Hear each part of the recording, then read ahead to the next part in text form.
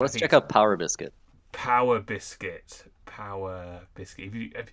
You're also very good at finding the really, really difficult ones as well, which I've found. The Power Cookie, is that what you meant?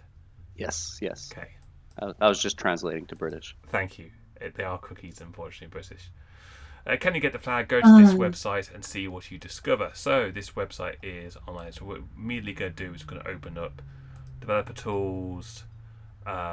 Because it said cookies, I'm just going to check straight away. There is a cookie, and there is a cookie named isadmin with a value of 0. Is there indeed? Oh, do I have to continuous guess first? Yeah. So, and it's not even. It's not secure. It's not HTTP only. So let's just change that to a 1 and reload the page, and we're logged in. So excellent spotting there. He found very difficult ones, did you say? Did you want some of the ones he Did found? that tax you, James? Some of the ones we found, we spent ages on some of the ones. Yeah, so there we go. How many points was that?